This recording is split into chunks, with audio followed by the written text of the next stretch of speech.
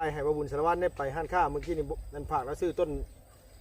มะพร้าวพี่น้องเอ้ยแล้วก็ต้นหน่อไม้เอาในต้นเชี่ยเลยตั้งเลยเดือนนึงนี่ก็คือเรามาให้คิกแล้วเอาเงินชิ้นตัวเริ่มมาให้คิกอยู่ในเงินเป็นก้อนนี้เราจกมาเนี่ยโดยเอาตอนนั้นมันไปซื้อต้นมะพร้าวเด้เอาไปเอาบอกว่าเอาเงินนี่ซื้อข้าวเลยเจ้าเตรียมเงินไว้เด้อว่าเพราะว่าจะมันบ่ครบว่าเดี๋ยวอ้ายเพิ่นสินี่เนาะ1 2 3 4 5 6 7 8 9 10อันนี้นี่ค่าคนขยันนี่เอาเจ้าขอบใจเด้อเอาเจ้าตัวนี้เอาด้วยเยี่ยมเลยให้เลยเลยนะเอาว้าวดีใจเนาะพ่อไก่เนาะดีใจเลยคันได้เฮือนนี่สิดีใจเนาะคันได้เฮือนนี่สิดีใจเนาะพ่อไก่ได้เฮือนนึงมาจับจะเบาเลยคันได้คือเขาเนี่ยโดยคันได้คือเขาแม่นโดยตัวนี้นี่พี่น้องเอ้ยเนาะ31 ล้าน31 ล้านเด้อน้องเด้ออันว่าอัน600,000นั่นลุงเอาปลาตัวนี้ใส่เดี๋ยวอ้ายแล้วสิน่ะอยู่เดี๋ยวลุงแจ้งอ้ายแล้วไปซื้อต้นมะพร้าวอันพระบาได้กับเงินที่ซื้อต้นมะพร้าวตัวกันจกไปใส่นี้น้อยจักมีเท่าไหร่ยังบ่ทันได้นับได้อ่านมึงได้พี่น้องเอ้ยเนาะเมื่อวานนี่ได้34 ล้านเท่าไหร่น้องเมื่อวานนี่34 ล้าน6แสนตัวนี้มื้อนี้อีก31 ล้าน60เท่าไรเลย60ปลายล้าน2มื้อโอ้เฮ็ดยังได้เดือนก็จะบ่ได้เด้อเนาะขายมันได้บ่ขายมันเอาน้องอ่ะโอ้ยด้วยโอ้พี่น้องเอ้ยลูกเอ้ยจะถือลูกเนี่ยเฮาแบบนี้เด้อวาสนาเด้อ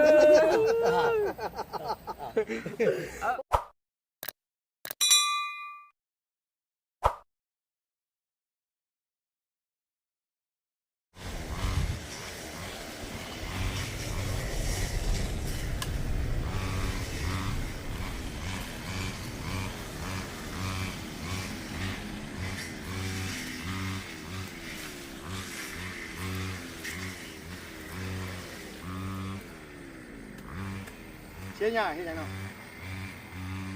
เชี่ยใหญ่ที่ไหน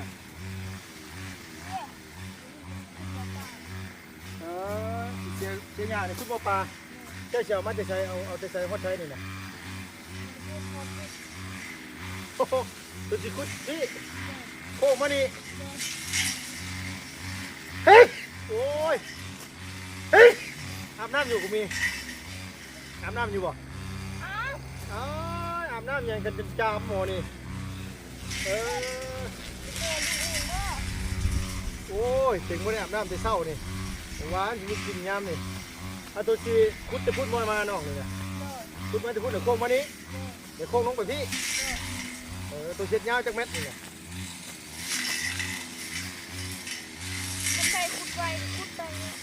คุดไปเรื่อย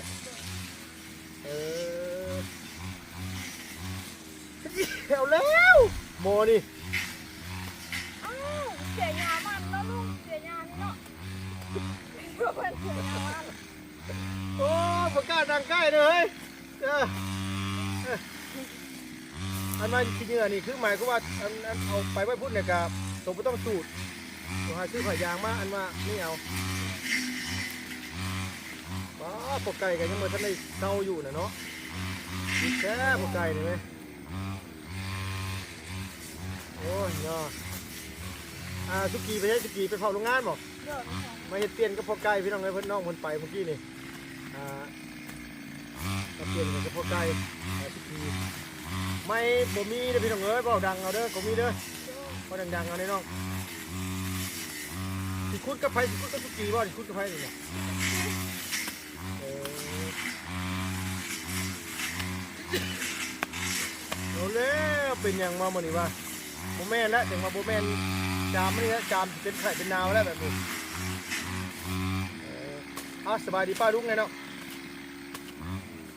สบายดีป้าลุงไงโดยพี่น้องเอ้ยสบายดีเด้อสบายดีพ่อแม่พี่น้องเอฟซีวัดสุขุทุกคนเนาะเป็นว่าตัดภาพมาแต่ยังอยู่หม่องเก่าอยู่มาเห็นเพื่อนมาเสียหญ้ากำลังมาเสียหญ้าอันฟุตบอลปลาบ่เนาะ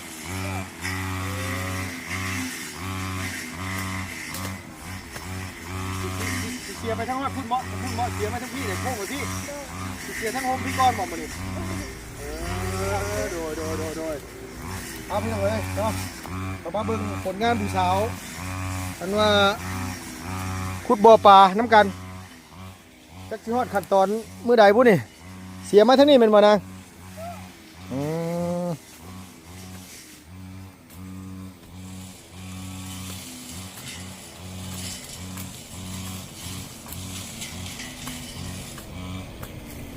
ดินเนี่ยตัวสิคุบไปไว้ฝั่งนี้มันว่ากูมีเอาขุดมาฝั่งนี้บ่มองกลางนี่ตัวสิไปปลูกข้าวบ่ฮะ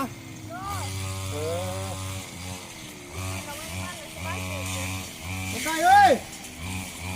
โอเคเศร้าก่อนพอแล้ว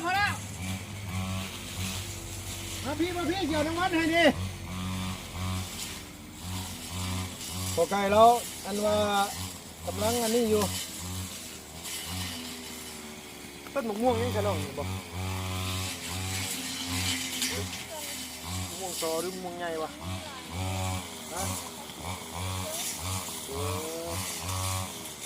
แค่นี้อันเดียวได้มอบผ้าเลยนะเชียร์ซอยนี่ฮะโอ้ไว้นอนนี่เนาะ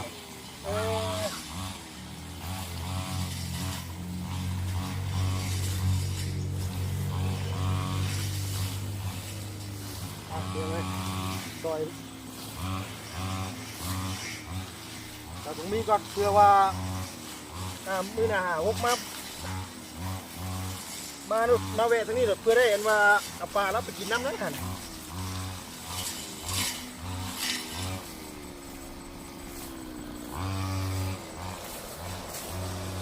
หญ้านี่เป็นเฮ็ดไปปุ๋ยเป็นปุ๋ยคอกนี่ก็งามได้ไว้ใส่ต้นมะข้าวต้นมะอันว่าต้นมะกล้วย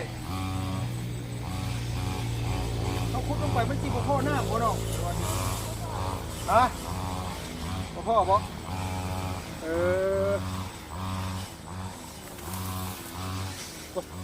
ต้นน้ำแดดประหลาดถึงมันตลอดเลยเขานี่ฮะ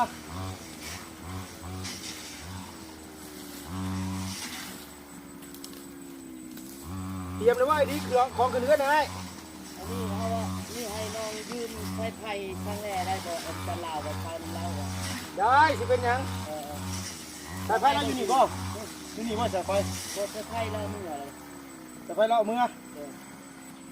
เดี๋ยวเขาสิโทรถามนะด้วยพอเราบริษัทเรียกเขาสิเอามายืมเอาเนาะเพราะว่าจะน้อยแล้วก็มาเฮ็ดเรียกให้จากตรงนี้เลยล่ะมันมีไฟแล้วก็มันโดยเราพาไปยืมเพิ่มมันให้เราคืนให้โดยใส่ไฟลงมานี่คือสำคัญออกเลยบนนั้นโดยตัวสิเอากว้างจากเม็ดนะเม็ด50แล้วเราคิดก่อนเลิกได้จ้ะพี่พอดีแล้วทำไมน่ะเป็นลูกหลานลายซ้ำระวังไม่เฮ้ยเขามาเล่นน้ำตกน้ำตายเขาหลอกบอกให้เอาไปประมาณนี้บอกมีจะว่าบอกเขานะบอกเขาเพราะว่าขุดคลองเลี้ยงปลามันต้องเห็ดเงาอยู่แล้วให้เ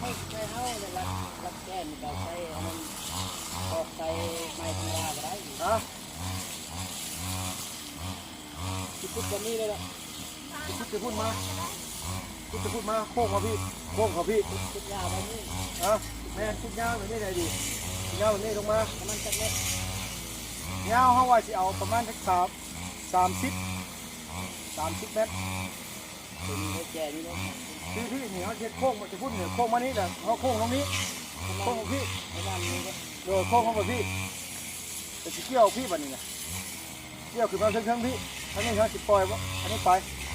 เกี่ยวขึ้นมาเชิงนี่โค้งขึ้นมาทั้งพี่แล้วก็สิปล่อยน้ำจะพูดลงมาได้มากกว่านี้ก็อยู่รุ่นนี้ครับแล้วก็พายางปูเอ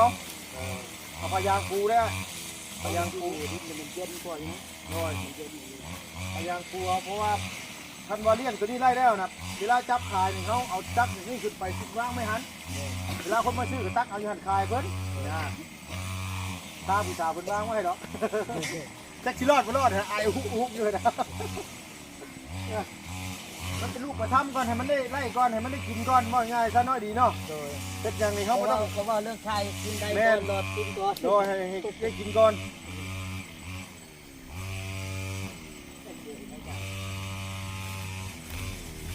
ปลูกพอไก่แล้วอันนี้กระตัดกระแปนอยู่ตั้งบนตัดกันซื่อตัดโดย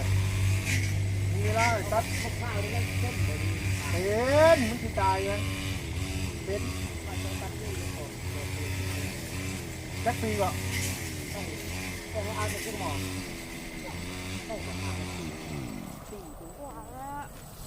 บ่มะพร้าวนี่มันโดนอยู่มะพร้าวนี่น่ะมะพร้าวใหญ่มากมันงามอยู่บ่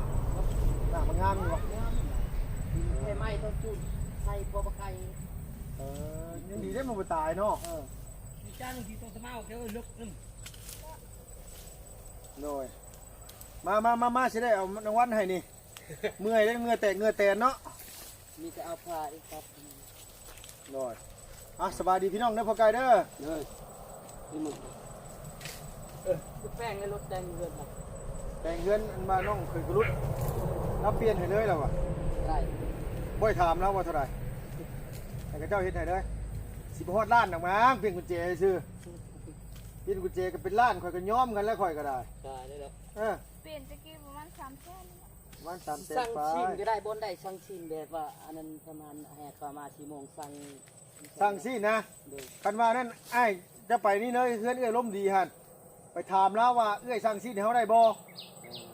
มื้อนี้จะไปถามมื้ออื่นให้แล้วสั่งให้แต่ตอนเช้าวันจันทร์ให้เขามาส่งให้ตัวนี้เฮาก็บ่ฮู้จักคือกันอีกมีแต่ว่าไปถามผู้เพิ่นค้าขายตลอดหั่นให้เอื้อยแล้วสั่งให้ว่าเจ้าสิเอาจักโลให้เขามาส่งให้แล้วเฮาก็ตอนเช้าเฮาก็เล่นไปเอาอยู่เฮือนแล้วหั่น มันเพื่อกับเฮาที่เป็นไอ้เคยลามาแล้วเฮาที่บอกผู้เฮาไปซื้อหมู่แล้วเฮาไปบอกบนบันกระลุกบันหัวแจงได้เขาขาซัดเรา แม่นแหละมาบ้านกูลูกก็ได้เอื้อยแล้วก็สั่งน้ำบ้านกูลูกก็ได้นี่นะแม่นแหละ เราก็มาประมาณ4 โมง3 โมงมาเราไปขายแสดงตลอดเลย โดย ผู้ใดก็ขายน้ำเหล้าเด้เฮาจำเงินนะแต่ว่า จำเงินเฮาก็จ เออ ำมีแต่ว่าบื้อเฮาก็ให้จำให้เอื้อยล้มดีจำให้ เออ ทำบ่ยาก มาหาเองก็ได้ ฮะ เอามาหาเองให้ซื้อหมู่ไปหาเขาเลย โดย เอาไปซื้อหมู่ดิ ไปซื้อหมูยังน่ะ หมู่เอาไปหาจำที่เขาดิ อ๋อ ต้องมีหมู่นะ ผมมีเลี้ยงบ่ทันนะผมมีกันตัวเลี้ยงทันตัวก็ได้ขายได้จำหีดนะไปเก็บเงินแล้วเนาะ โดย อื่นแค่นั้นให้เขาคงมีเขานั้นซื้อพัก โดย กับทุกในแซงเขาคือว่า อันนี้สายน้ำบ่นี่นะไอ้ดี เดี๋ยวแม่ แม่นบ่ ขอแบบ พูด มันเน่านี่เป็นพุยเลยลุงอ่ะ สบายดีเด้อพ่อไก่เด้อดีเด้อสบายดี เตรียมมันขึ้นมือฮื้อเนาะไอ้ดีเนาะ แม่มือวันจันทร์วันที่20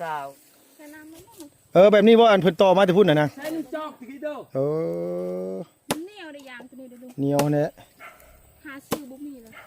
สมัยนี้บ่มีเด้อเนาะ บ่มี เนี่ยยางนี่ดีเด้ ดีอย่างนี่น่ะ ยางแบบ อันเอื้อยล้มดีแล้วว่านี่เขาเจ้ามาต่อตั้งแต่เราเป็นสาวพูดแล้วว่ะ ยังน้อย เออ คงมียังน้อยพุ่น แต่เจ้าเกิดมาก็เห็นแล้วเนาะดีเนาะ เฮาเห็นแล้ว ก็มีฉันเกิดซ้ำบ่ ย้ายแต่เฮายังมาเอาเมีย เออ เดี๋ยวเละนั่นแหละกันตรงนั้น มีแต่ว่าเฮาย่านแต่ขุดลงไปย่านแต่พ่อน้ำมันพ่อว่าน้ำจ้ะบ่น้ำนุ่งดีอยู่ดินนี่ขุดลงไปพ่อน้ำบ่จ้ะบ่ คันเฮ็ดผิดมันมัดตัวก็เถอะ บ่ฮอดดอก บ่ฮอดบ่ 3 เม็ด1เนี่ยบ่ฮอด บ่ฮอดดอกเนาะมีแต่ว่าทางแล้วก็สิวาง เนี่ยนั่นได้ขุดเม็ดปลายแล้วเนาะ ฮะ เม็ดปลายอยู่ข้างหน้า เม็ดหนึงก็พอเม็ดหนึงก็พอดีแล้วเม็ดหนึงน่ะมีหยังน้ำตำมือบ่ บ่ฮอดดอก ยันว่ายันว่ามันฮอดน้ำนะบ่ทางคักปานนั้นก็ได้หน่อยเอ้ยมีแต่ว่าเฮาทางหน้าออกก็ซื้อก็พอละมาเฮายังวะไล่กันบึ้นๆอยู่พุ่นน่ะไล่หนูบ่ยักบ่ หนู ลายบ่ดี งูตีให้โพลิตินตีทำไม เมียงูอยู่ใช้พอไก่งูยังน่ะ งูเขียว ใช้ไปเบิ่งเนื้อหาเนาะ เขายังนอนเขายาน ฮะ บ่ตีก็ได้เอาขึ้นเนาะ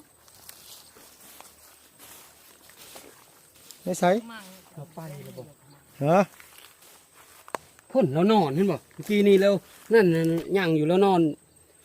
เห็นเรื่องๆลูก ใช้ นั่นน่ะมันบ่ตีงูเกือบมันตอดเฮา ใช้ข่อยคือบ่เห็น เขายานดิน่ะเด้มันเลย อยู่เทิงบ่ บ่อยู่รูปบอลกุกไม่คิวนะบอลลายๆนะเขาจนตื่นเห็นมันเห็ดยาวๆนี่มันจะนอนเห็ดบอลเดียวเลย ข่อยคือบ่เห็นเจ้าคือเห็นบ่พอไก่ นี่นี่นั่นนี่ให้มันเห็นบ่มันเลยน่ะ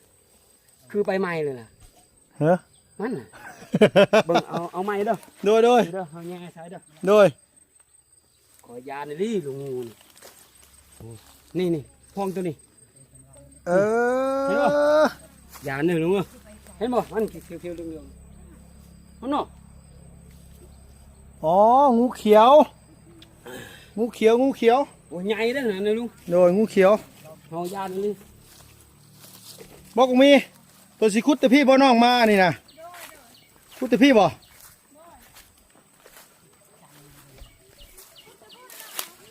เริ่มแต่พี่บ่ว่าไงว่านิ่งแต่พี่น้อยๆดีเนาะคุดพี่พุ่นไป พุดตามนี่เลย โดย ตามกล้วยเลย โดยตามกล้วยนี่เนาะ แม่น ดินมันน่ะเอาขึ้นมาทางฝั่งนี้หน่อยเนาะ เด้อพุดตามนี่เลยละ นี่พี่น้องเอ้ย พุดตามนี้นี่เลยขานี้ขานี้เมื่อคุณครับ โดยตัวคลองน้ำนี่ไว้ปลูกหน่อไม้ทางคลองน้ำนี่ลงไปนี่ปลูกหน่อไม้นี่งามแท้ๆเลยนี่ปลูกหน่อไม้นี่เขาวเดียวได้กินนี่ดีเลยหน่อไม้บงหวานทางนี้กะขี้หมูขี้หยังเวลาเขาล่างลงมามันก็ถือกอหน่อไม้หักลงไปเนาะ เอาบ่เคยเห็นในไม้นะ ฮะ ไม้นะบ่เคยเห็น หวานแซ่บกรอบคืออย่างนี้แซ่บได้ดีเลยเขาปลูกเยือนเอาน่ะใหญ่น้ำกุบทัน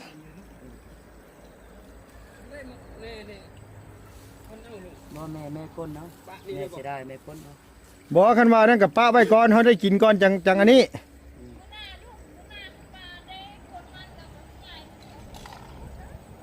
โดย ง่ายอยู่คน บอแต่นั่นกับเห็ดในอื่นน้องมีแต่ว่าแถวนี้นะวางแผนไว้แล้วตกเบดหน้าผลนะปลูกพักได้ดี ผักงามแล้วดินนี่ดินอ่อน โดยปลูกหมกเพชรบางอย่างนี่ จะกินตลอดลุง โดยน้ำในไหลตลอดแบบนี้นะพอได้กินชำมาชำนี่เนี่ยโมเมนว่านี่ถอกอย่าว่าจะได้กินเท่าไรชัดขายคันอันเฮ็ดดีรอ บ่ปลูกเฮ้อ ผักตัวนี้ก็ได้กินในลุงปลูกตามนี้เลย ผักตบนี่บ่ ผักมันเป็น แหนอันนี้ปลูกใช้บ่อปลานี่ก็ได้ดอกมันคือบ่ ให้มันเย็น มันคือบ่ติดว่ะมันฉันได้จมบ่ดีพักไว้นี่ถิ่มไว้ก็ติดบ่ดีแต่เก่า ติดเด้ เนาะ ยังมันอันใหม่ๆนี่ยังไม่ติดตัวนี้มันเหี่ยวเลย บ่นี่มันจังได๋มันก็ติดน่ะมันเริ่มแตกออกมาแล้วคันหากมันแตกแล้วติดจังได๋ก็ติด ใจลุตัวเนาะไวหรือใหญ่ลุงเนาะ ฮะ ไวหรือเนาะ ใหญ่ไว้บ่ ทำดิวตีดิวมือ ข้าวเดียวเนาะพ่อไก่เนาะคันมาเลี้ยงบ่ได้บ่อดินสิแห้งใหญ่ไว้ได้พ่อไก่เอ้ย เป็นกวางในใหญ่ดิลุง โดยมึงแน่น่ะมีแต่ตัวงามมึงแน่ดีพี่น้องเอ้ยผู้ดาวร้อยหึ่นอยู่ โอ้ ง่ายเลยตัวง่ายง่ายเด้ ก็คือหน่อ เลิก ย มันได้ลูกได้เต้าอีกให้ง่ายลายนึงลาย หึ่นอยู่ ไวเลยเนาะ มันจะเย็นอยู่แล้ว เฮ้อเย็นน้ำน่ะ น้ำลายนะครับ มีแต่ว่าเพิ่นว่าเพิ่นสิขุดอันนี้นะโอ้ใช้เวลาหลายมื้อแต่ได้ขุดนี่นะยามโดยเฉพาะยามนี่ซ้ำยามนี่มันน้ำอันดินมันเหนียวซ้ำยามนี่มันบ่คือยามมันนั่นไดตักแตนคือเห็นบินลายแท้ว่าพื้นๆอยู่ว่ะเออ มีแรงยังไปบอกพี่น้องนี่บอกพาไปแล้วนี่แล้วเลย เออเจ้าขึ้นไปกองทั้งพุ่นก็มีเจ้าไปกองอีหันน่ะอย่าไปจูดมาเด้อนี่เด้อจูดเสียทิ่มมันซื้อได้ดีเลย นี่ คันว่าเฮาบ่จูดน่ะให้มันเน่าแล้วเฮาไปใส่เงาไม้เงาพัก เงากกงอกกเผาอย่างสิโอ้ยงาม บอกก็มีนะบอกไงเลยคือจังเดิน ออกจัง จังบอกตัวไหนนึงดิจัง แม่นี่น่ะแล้วก็ นั่นแหละมันบอกนะ ยากตัวมัน และบอกตัวไหนนึงนะบอกตัวมึง อันนี้ยังบวงนี่บ่กุ๊กยังบวงนี่บ่มีคนซื้อบ่ดอกฮะ ก็ให้พ่อช่องแท้ จะกบสามกบกบ เออเขาให้ละ200,000นึง ช่องแช่ โอ้บ่ขายเด้ซะนะป้าไว้นี่แหละ เขาขายละ ป้าเฮ้ยเท่าขายเลย พ่อขายเลย โอ้ เขานี่เขาปะนี่แหงใหญ่นี่ปะนี่แหละให้มันเย็น เนาะ ง่ายทุกคนเนี่ยมาดู เออโดย ถ้าที่เราสบายปู บ่ให้มันงำกับตัวอื่นติ โดย ก่อนเอาไม้นี่ได้สาสิจ้างให้เอาลงนี่นะ ลงก็ต้องลง ตัดเอง เอาลงไงบ่เอาลงบ่ได้มันหกโพดไอ้เอาปลูกก็สร้างนะปลูกเอาลง นี่ได้ช่อยแล้วเทียบกันนั่นเลยเวลามันแห้งจูดกันนั่นเลย โดยเอ้ยมาเฮาหนูมากงมีมาไปนั่งอยู่พุ่นน้องมาอันมาสิมอบเงินให้นี่กับพ่อไก่มามานั่งพี่ได้เจ้ากับสาวกงมีโดย เจ้าชื่อเขา โดยเจ้ากับข่อยก็สิซื้อคือกันและข่อยกับเจ้าคือกันเนาะได้แต่จับแต่เงินเขาเจ้านะไฟไปไฟมานี่มันเฮียนี่ก็ โทษดีเนาะ ยุ่งขี้อีกข่อยโทษอีกข่อย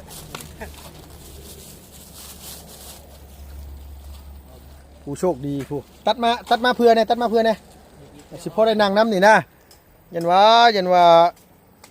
ดูตนชาติยันว่าซื้อเอ็มร้อยให้กินน้อยดีเนาะ โดยมาพอไก่มาอย่าเฝ้าเฮ็ดอันนั้นนะมาเอาเงินพี่ก่อน กะไว้ออกไปก็รับรางวัลด้วยกัน โอ้ยหลับแล้วเนี่ยเพิ่นดุเด้นะ รับเงินก้อนจึงเฮ็ดนะลูก โดยรับเงินก่อนนะจังเฮ็ด มีแห้งเลย บ่มีแฮง เรามาไกลปีได้เด้ เป็นพ่อบ่ไก่บ่ไปสีเป็นสาวพุ่นนะโอ้นั่งน้ำกันนี่นะนั่งนี่ใกล้ๆกันนี่มาเอาคนน้อยหรือเอาคนใหญ่ พอใกล้กับจะโชคอยู่บ่เฮือนมัน เอาเคยจับอยู่บ่จับเบิ่งดู โอ้ยไหนนี่โอ้ ก็เราเงินพอไกลเด้อ เห็นไหม จับ อยู่เข็ด ซื้อแล้ว โอ้เขามาไกลแล้วนี่เขามาไกลแล้ว โดย ซื้อไม่เฮือนเลยแหละ เปิดแล้ว โอ้คือเอาย่างลูก ยังเปิดแหวงเนี่ยเบิ่ง เออ อ้ายเพิ่นฝากมาให้พี่น้องเอ้ยมื้อเช้านี่เนาะมื้อวานนี่ก็ ไก่บดนี่โอ้ย หนึ่งสองสามสี่โอ้ยไปแม่ลูกไปแม่ไป20 ล้าน30 โอ้ย ออกในไก่อันเนี่ย เงินน่ะมันได้อยู่มาอยู่32 ล้านกับ485,000 กีบเนาะลุงโอนไปให้บ่าวบุญสารวัตรซื้อต้นมะพร้าวกับไผ่บงหวาน2 ล้าน6แสน จับปลา ลุงถอดเอาเงินน้ำนี้ เจ้าเอาเงินมาใช้มีอยู่น้ำเจ้าน่ะมีบ่มีก็เอามา มันเท่าไหร่วะ 2 ล้าน โอ้ยลายนี่ก็มีวะโอ้ย โดยเจ้าเอามา โอ้ย เพราะว่าโทรบอกเพิ่นได้ว่าเอาเงินออกมาได้เพราะว่าเอาเงินตัวนี้จ่ายให้บ่าวบุญสารวัตรได้ไปห้านค้าเมื่อกี้นี่นั่นฝากแล้วซื้อต้นมะพร้าวพี่น้องเอ้ยแล้วก็ต้นหน่อไม้ เอาในต้นเชี่ยเลยตั้งเลยเดือนนึง นี่ก็คือ เรามาให้คิกแล้วเอาเงินชิ้นตัวเริ่มมาให้คิกในเงินเป็นก้อนเนี่ยเราจกมาเนี่ย โดยเอาตัวนั้นมันไปซื้อต้นมะพร้าวเด้เอาคอยเอาบอกว่าเอาเงินอยู่ในนี่ซื้อข้าวเลยเจ้าเตรียมเงินไว้เด้อว่ะเพราะว่าจะมันบ่ครบว่ะเดี๋ยวอ้ายเพิ่นสิ ตัดได้ นี่เนาะนี่1 2 3 4 5 6 7 8 9 10อันนี้นี่ค่าคนขยันนี่เอาเจ้า โอ้ขอบใจเด้อ เอาเจ้าตัวนี้เอาโดย เยี่ยมเลยให้เลยเลยนะเนี่ยเอา โอ้ว้าวดีใจเนาะพ่อไก่เนาะ ใจเลย คันได้เฮือนนี่สิดีใจเนาะ เท้านี่เลยเนาะ คันได้เฮือนนี่สิดีใจเนาะพ่อไก่ ได้เฮือนนึงไม่จักเดี๋ยวเอาเลยได้คือข้าวเนี่ย โดยคันได้คือเขา แม่น โดย ตัวนี้นี่พี่น้องเอ้ยเนาะ31 ล้าน ถ้ากันไหนเรา 31 ล้านเด้อน้องเด้อ เยอะเยอะนะ อันว่าอัน6แสนนั่นลุงเอาปลาตัวนี้ใส่เดี๋ยวอ้ายแล้วสิน่ะอยู่เดี๋ยวลุงแจ้งอ้ายแล้วไปไปซื้อต้นมะพร้าวอันพระบาได้กับเงินที่ซื้อต้นมะพร้าวตรงกันจกไปใส่นี้น้อยแจ็คมีเท่าไหร่ยังบ่ทันได้นับได้อ่านมึงได้พี่น้องเอ้ยเนาะเมื่อวานนี่ได้34 ล้านเท่าไหร่เนาะเมื่อวานนี่ ที่ร้านแซงก็เคย 34 ล้าน6แสน ตัวนี้30 ตัวนี้ ได้ มื้อนี้อีก31 ล้าน 60เท่าไหรเลย 60ปลายล้าน2มื้อ โอ้เฮ็ดยังได้ถ้าเงินเดือนก็จะบ่ได้เด้อเนาะ ขายมันได้บ่ขายมัน เอาน้องอ่ะ โอ้ย ด้วยโอ้พี่น้องเอ้ยลูกเลยจะถือลูกเนี่ย เฮาแบบนี้เด้อวาสนาเด้อ พ่อน้ำเขาเลยนะพ่อไก่เนาะ เอาเดี๋ยวเยอะตะเด้อให้สงสารเด้อก็บ่มาไกล สงสารพ่อพ่อไก่เนี่ยวันนี้โอ้ยเคยได้จับบ่พ่อไก่แบบลายปะนี่เป็นเงินของตัวเองนี่เคยได้จับ ขาย บ่ กล้วยขายมันก็บ่ได้จับ เคยได้จับ จับแต่ ตรงนี้จะเคยได้จับไล่บ่เคยได้บ่เนาะ บ่เคย ว่าขายมันนี่ได้ บ่เคย ขายมันขายยังนี่ได้ หากว่าทีมงานมาแล้วก็ลุงไปสวรรค์วุ้นให้แล้วลุงเขาเพิ่นฝากให้เงินให้จึงได้เห็นนี่หากก็ได้จับ โดย เพราะว่าเงินส่วนเงินมันนี่บ่เคยได้จับ เฮ็ดกับไอ้ดีตะกี้เนี่ยได้แบ่งกันคนเท่าไหร่ก็ไอ้ดีจ้อน่ะ โอ้ย จะบิด แส ให้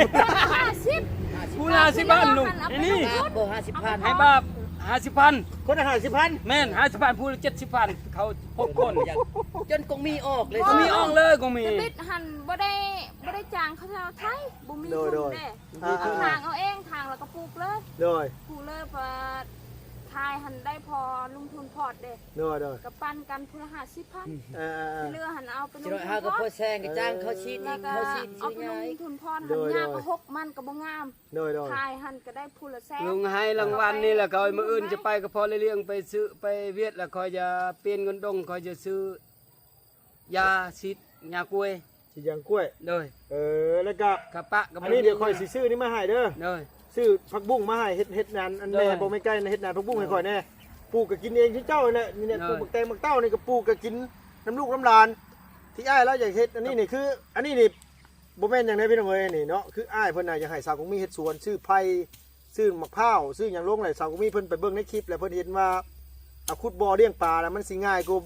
เลี้ยงบ่อดินแบบนั้นแหละทุนมันก็น้อยกว่าแม่นบ่กงมี โดย อ่ะ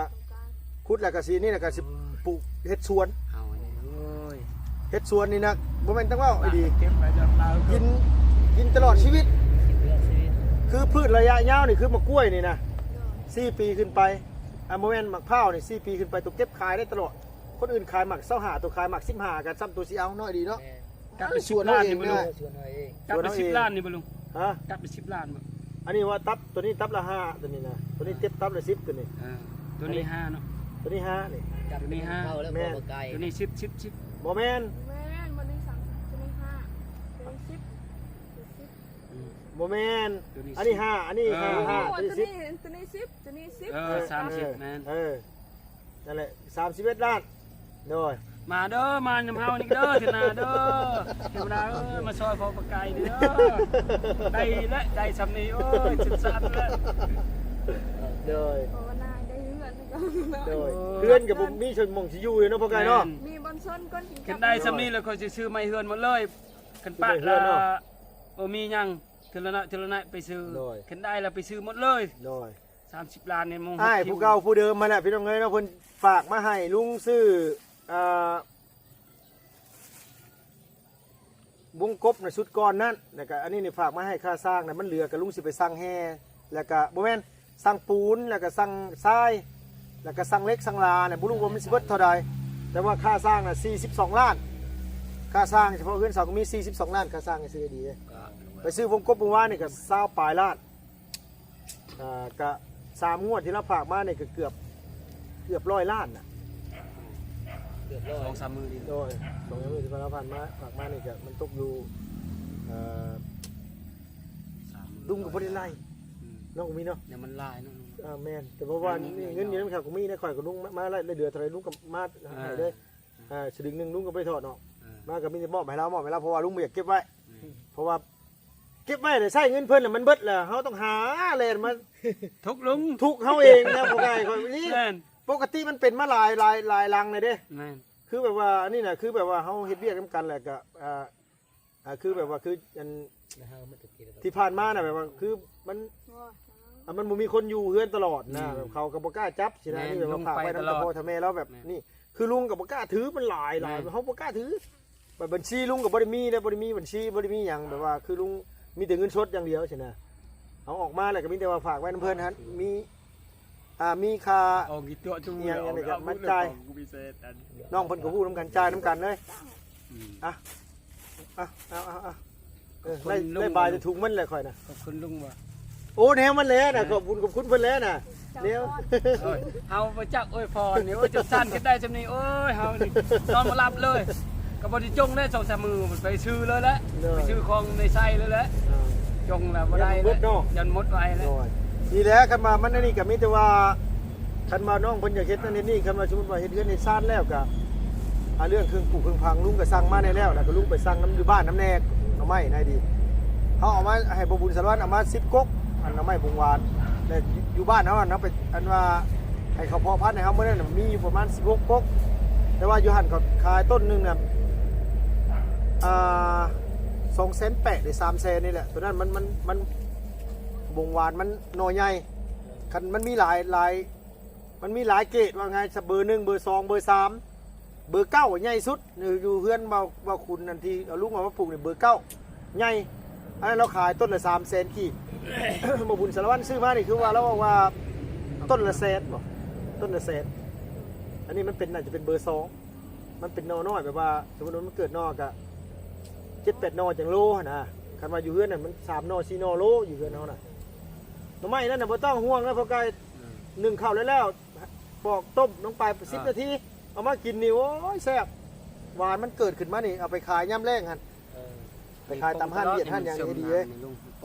ซ้ำซีเอาเงินใส่น่ะปลูกหมกเพชรแน่ปลูกมะเขือแน่ปลูกอย่างพักหอมพักบัว ปีหน้าขึ้นอันนั้นบ่ต้องปลูกกระยาผักนี่ผัก แม่น ปลูกมันก็บ่งามเลย ด้วย มีแต่ปลูกเครื่อง บ่ กินเครื่องนั้นรถ เลาะลงไปโคตรแคมห่วยเลย แม่นคือลุงว่า ว่าได้กับข้าม ของ ข้าม กิน พื้นที่นี่ ปลามันก็บ่ได้ลุงปลาเส้นก็บ่ได้หรอกนี่ มันแล้วมีแต่ โล ให้ นึง ส่วน โลนึง700อย่างก็แต่งแล้วเลย ท่านคือชุมชนสาวกุมีแล้วปลูกแต่นี่แต่แคมห่วยมาแต่พูดนะลงมาพี่ แม่น โค้งมานี่นะเห็ดข้อหมูแล้วมาเฮือนพอใกล้นี่ แม่น เงินนี่คอยเสื้อรถมาปีนึงนี่เฉพาะขายพักขายหญ้าขายนั่นขายนี่เดือนหนึงบ่ต่ำกว่า100 ล้าน โอ้ ได้เดือนแบบโมเมนต์เดือนนะปีนึงนี่100 ล้าน 100 ล้านบุรุษเดือนหนึงนี่ยังคิดล่าเนี่ย10 ล้านบ่อยู่ นี่มันลุง ไอ้ดี สีนาลุงแต่นี่ฮอดพุ่นเนี่ย700,000ได้บางเทื่อบ่ได้ซ้ำ บ่มันน่ะมัน ตัวนั้น จะ บ่ได้ ปลูก ซ้ำ ทุก แม่น กระทุก ทุก เสียหญ้าเสียตอกอีกบัด แม่น บัดที่นี่บัดเฮา ขาย คน ได้เทื่อหนึง เฮาคนแล้วนี่คือเฮาบ่ได้กำหนดราคาเองเนี่ยไอ้ดี แม่นช็ คือ จ่ย เฮา หลย ต้อง แน่ เฮาต้องไปขายเขาพ่อค้าเขาซื้อเท่าไหร่เฮาก็ขายเท่านั้น อืม คันสมมุติว่าของเฮาเองนี่ คือพวกปลาบ่อยังเองนี่เฮาสามารถเฮาเอาราคาเฮาเองได้ แม่น เฮาจะอยากขายโลละ60ก็ขายได้80ก็ขายได้ เจ้าจะซื้อแต่ว่า ก็แล้วแต่เจ้า มันขายตลอ นี่ ด มัน เอ้า บ่แห้งลุง เป็นปี ปีหนึงเทื่อหนึง ซื้ก็ ด้ แล้ว อย ปลูกคือลงมาปลูกของกินนี่แปลว่า3-4เทื่อเฮาขาย แม่น อันนี้ ซื้ มีแต่ ปลูก ปีเดียว เพชรนี่เอาสมมุติว่าแม่ค้าไปซื้อน้ำตลาดกิโลละ60,000มาซื้อน้ำเจ้า 50,000ก็ขาย คือปีกายปีนั้นได้เลย4-5 ปี แม่ค่ายนี่ก็ได้อยู่3-4 ล้านถ้า ขาย3-4ล้านนี่ครับแม่ ขายเพชรนี่เหรอ แม่น เพชรอยู่นี่ แม่นตื้อเลยลุงเอานี่ โอ้ยลายเด้อเขาใดเลย 3 ล้าน ไปตลาดเช้า ไปตลาดเช้าดิ แตงหมกแตงหมักทั่วหมักเพชรหมักนู่นหมักนี่อันนี้พืชระยะสั้นเนาะแต่พืชระยะยาวนี่คือหน่อไม้ยกตัวอย่างว่าหน่อไม้หมักพร้าว เด้อ พืชที่มันเฮาปลูกเนี่ยทีเดียวมันกินได้ตลอดได้ดีพืชพวกนั้นน่ะเฮาปลูกเอาตัวนั้นโอ้คันตัวเฮ็ดได้เนี่ยคือปลานี่ตัวตีไปเลยว่าเดือนครึ่งหรือว่า2 เดือนครึ่งนี่เจ้าต้องได้ขายจับขายตัวนึงตัวละครึ่งโลตัว5ขีด6ขีดเด้อดีเนาะบางทีจะมีจะพันโตหนองเจ้าบ่นี่พื้นฐานในด้านอยู่ตั้งห้านขายอย่างก็ซ้ำสิรวย อืม ขายอยู่เวียด เห็นมันนี่เอ้ย เออ นี่มึงเทื่อกายฮอดมึงเทื่อ500,000บ่ฮอดซ้ำ เขาบ่ได้ได้ลงไม้แบบนั้นโอ้ไว้ เอาโอเคมีแต่ว่าขอบคุณทั้งอันว่าผู้ใหญ่ใจะดีเพิ่นก่อนเดี๋ยวจะคุยกันอันนั้นเอาเจ้าหาแนะก่อนเนาะเอาขอบมุกขอบใจอ้ายใหญ่ใจะดีเพิ่น ขอบคุณผู้ใหญ่ใจดีลุงมาพากเงินให้ลูกให้หลานเด้อความเจ็บอย่าได้ความไกลให้มีเฮ็ดหยังให้ได้ให้มีเด้อสา ผม ธุ กาย โดย เจ็บอย่าได้ความไกลอย่ามีเด้อสาธุ เอากับมีเจ้ามาดิ เป็นปานใดลูกเอ้ย เอาเจ้าน้องอยู่บ้าน เห็นหัวกัน โยตารางนี่โดนบ่ได้เข้าใจปานใดบ่ไปเรียน โดย จนสั่นได้ ขอบคุณทางลุงใจดีเหมือนเดิมขอให้เราอยู่ดีมีแห้งความเจ็บจะให้ได้ของใครยังไม่มี พัฒนา ขอให้เราอยู่ดีมีแห้งเด้อไปใส่มาใช้ให้คนหักคนแพง ขอให้ร่ำให้รวย ข นี่ อให้ร่ำให้รวยเหตุการณ์งานย่างกาให้เจริญรุ่งเรืองขอบคุณทางวิทยใจดีหลายๆเด้อที่ ตื่นเต้นนะวันนี้ก็ได้ เต้นหมดเลยเฮาก็ตื่นเต้นเลย ที่สัดซอยลูกหลานให้ได้เฮือนได้สารเนาะที่เราหักแทนของลูกยังเราก็สัดซอยมาไล่ทั้งเสียงานทั้งยังทั้งส่งเงินใช้แล้วก็สัดซอยให้ได้เฮือนได้สารทุกมื้อแน่ขอให้เราอยู่ดีมีแฮงเด้อความเจ็บให้ได้ของใครยังมีสุขภาพแห้งๆขอให้อยู่มันควรยืน ลุงเอ้ยบ่ฮู้จักแน่กูไอ้พรนี่รถได้เงินเท่านั้น เต้นอยู่ลูกไก่ เอาจากตื่นเต้นเลยเฮาจนสั่นเลยนี่เอ้ยขอบคุณลุงเด้อ โดย ตื่น เอา เต้น น้อง เลย กับมิตรว่าขอขอบมุกขอบใจขอบบุญขอบคุณอ้ายเนี่ยจะดีหลายที่เพิ่นยัง มือจนสั่น มีความเมตตา สั่น เนาะ หมดลุงเอ้ย มีความเมตตา มีความหักความแพง มีน้ำจิตน้ำใจแบ่งทุนทรัพย์มาให้น้องให้นุ่งมาให้ลูกให้หลานมีหม่องอยู่หม่องส้น